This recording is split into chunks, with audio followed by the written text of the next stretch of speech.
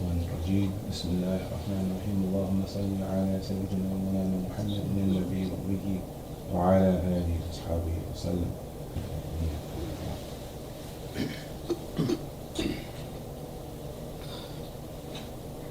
Assalamu alaikum wa rahmatullahi wa barakatuh. First and foremost, I want to thank you, Abu Hafiz, for taking the time to sit and talk to us. Just a little bit about this journey, this blessed and noble journey to put your family of sons through Hafiz. It's amazing because when I was their age, there were no hufal in our community, and we talked a little bit the other night about when we made Tarawih, it was the last 10, and that was like, man, the last 10, subhanAllah. Oh, how times have changed by Allah's infinite grace and mercy. So my first question to you is, what drove you to make the decision to send them to Hafiz? Bismillahirrahmanirrahim. Wassalatu wassalamu ala ashrafil anbiya wal mursalin habibina wa sayyidina wa shafiina wa nabiyina wa sahbihi ajma'in bi rahmatika ya arhamar rahimin. So I think the beginning of the journey was with Hafiz Shafiq. At maybe like 4 or 5, he would recite the Quran Majid, and he would recite like Qari Abdul Basit. And then he would go into Quran competitions.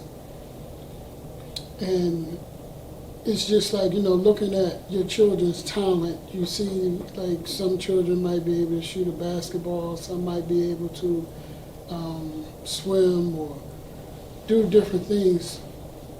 They might be good at math, they might be good at science, and you just try to not let your children's talent go to waste. So at an early age, I noticed that Hafiz Shafiq, he had such an extreme talent when it came to recitation of the Quran Majid. And based on my own struggles of taking Shahada at 16, and at that time in Philadelphia, in South Philly, there was no masajids in South Philadelphia.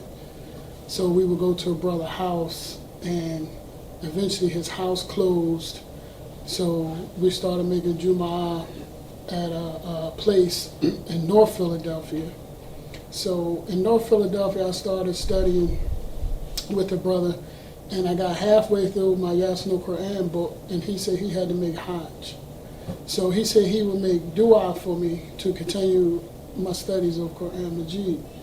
So I was halfway through the book of trying to learn how to read Quran, and my teacher, he went on Hajj. So then it wasn't until my Abu, rahimahullah, he sent me to the Musalla on 52nd and Hazel and told me to seek out Maulana Wadud and Amir Zayd, rahimahullah, and to just go there and try to learn my deen. So once I did that, I was able to start learning bits and pieces from Brother Harun and Hassan Abdul Samad, some of the younger brothers that was in Philly who had attended the academies, and I started learning more Quran Majid. But ultimately I was stumbling with my reading and having consistent instruction. And it took me maybe 10 years before I was able to learn Tajweed and be able to sit and just read through Quran Majid properly. So struggling over a 10-year period of just trying to get to a point to read the Quran Majid properly. And then fast forward back to where we were, to have a son, he's reciting Quran Majid like he's Qari Abdul Basit or somebody at 4 or 5. I'm like, subhanAllah. I can't let his talent go to waste. And, even though I had learned Tajweed by that time, I didn't want him to just be limited to my Tajweed instruction at the house.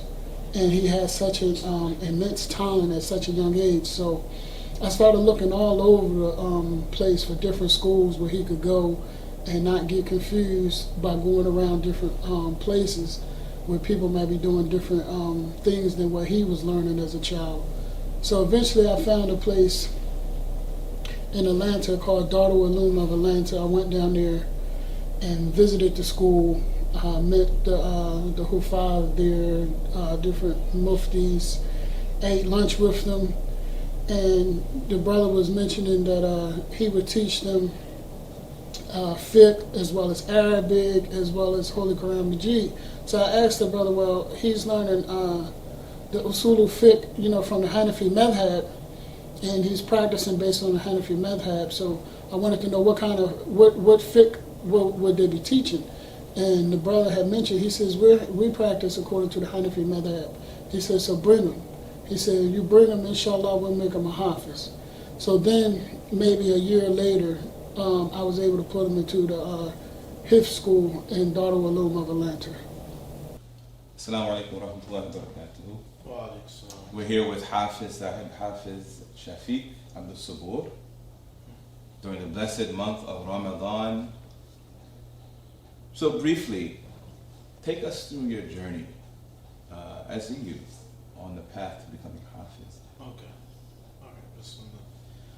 So, it started out as a young age. Mm-hmm. I used to love reciting Holy Quran. I love listening to Holy Quran.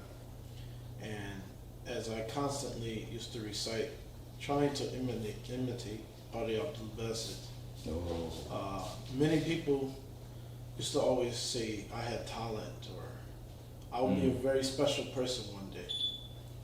So it's one brief story where one time me and my family, we went to a restaurant in Merlin, and I just began to sing some nasheed at the table at the restaurant. Wow. And as I'm singing the nasheed, some of the people that work at the restaurant heard me. And so it began one person listening, then two, then three. MashaAllah. So then after a while, the owner of the restaurant came and he called me to come back in the back of the restaurant. So then I went back, my family all waiting in the car for me. I went in the back of the restaurant, all the chefs, everyone who worked in the restaurant, just a circle around me. And they asked me, can you just sing the same thing you said before? Wow. So I did this. I sung the nasheed, Bukhara, Ya Rasulallah. And after I finished, the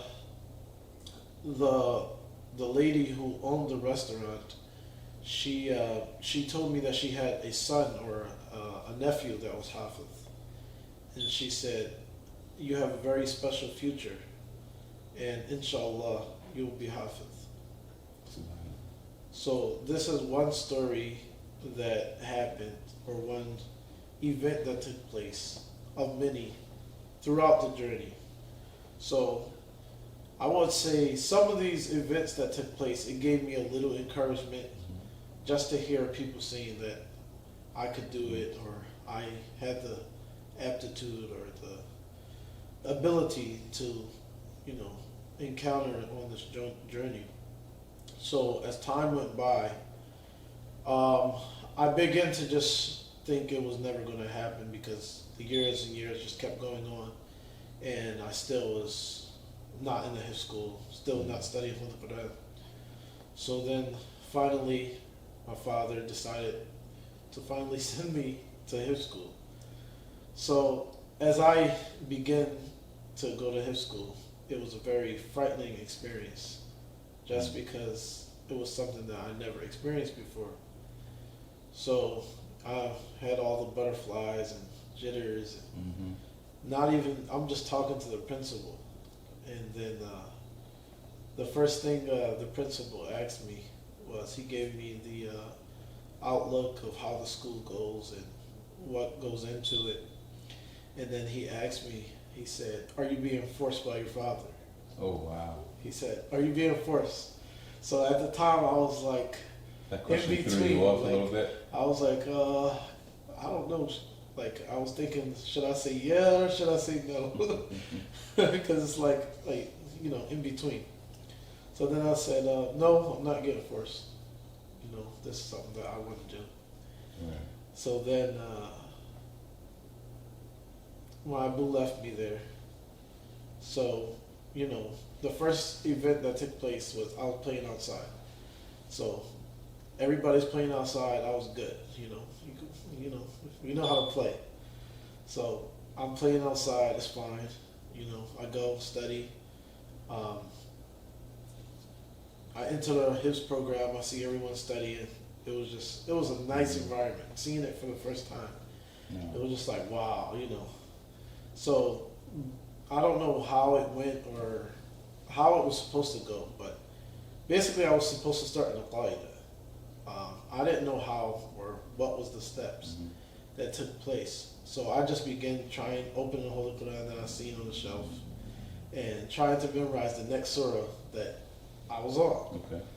So as maybe a day went by, I did that. And then the kids, they just was like, oh, you need to go to that teacher to get the Qaeda. And I'm like, oh, okay. So because at that time, the teacher that ended up being my younger brother's teacher, Hafiz Abdul Samad, he couldn't speak English well at that time. So I don't know if he knew what was supposed to go on or what. So I finally go to the other teacher, Hafiz Sajid, and I get the Qaeda. He gives it to me. So I'm like, oh, okay, this is what I'm supposed to do. So then I start studying it. It was pretty easy because I did it before.